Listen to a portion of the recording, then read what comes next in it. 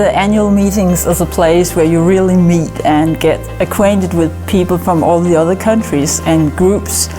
And you have the chance to meet both the high-level political representation, but you also have the chance to talk to technical people about technical details. And this mix, I think, is very nice. I'm now involved in the development of a minor in digital humanities. I'm talking to students who come from all departments within the Faculty of Humanities and try to get them interested in computational possibilities in their own area. I would give them the assignment to focus on the work of researchers that will be present here, to understand what this research is aiming at. I was very impressed by the first showcase with this browser for all the SIMD components and profile thing, because I have tried to use it. And when you want to create SIMD metadata, when you don't have it already, it's a very good tool. The tool we develop at the University in Munich, or the IPS, the Institute for Phonetics and Speech Processing, one of the tools that does automatic segmentation and labeling of speech data. So you have the speech signal recorded someone and you have the transcription on the other side, but taking alone those information you cannot use for anything, so you have to bring that together, and we're doing this automatically very fast. That is one of our biggest tools and well-known tools, or best-known tools in the CLARIN infrastructure.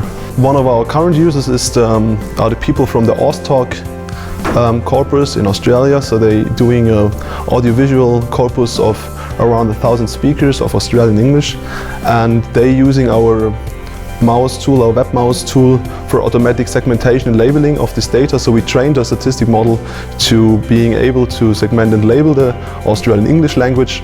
Using this for thousands of files, they use it in a batch processing mode, accessing our tool. We have three cases that we want to work on in more detail. One is preparation of materials for secondary school. Texts to be processed and to find some related texts to the ones in the books and textbooks. That's an interesting idea, and we cooperate with a company. Another one is the political speech investigation, because we already are working on this. And the last but not least thing is for example, autists or children that cannot speak for some reason, psychological or some other reason, or it's difficult for them. And in this respect, we plan to do some work on text simplification and paraphrasing. We want to innovate this research, we want to facilitate it, and we really want to make sure that more and better research can be done, not just in isolation in the various countries, but in a connected way between the countries, thanks to the CLARIN infrastructure. And what we want to achieve is that all these archives are interconnected, so that a user who wants to get material from one of the archives just can go to CLARIN and say, I want to have this material and I want to use it, I want to exploit it, and without having to go to all these separate archives, asking for permission, negotiating licenses.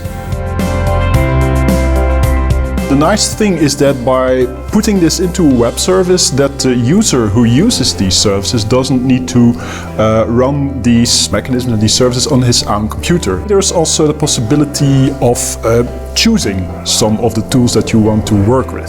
So for instance, for the visualization, you can either download the resulting files to your own computer and look at it with a local application, or you can use a web application. In the end, the most important thing, it can save time for the researcher who is doing hard work and who can then devote more of his time or her time to the real research.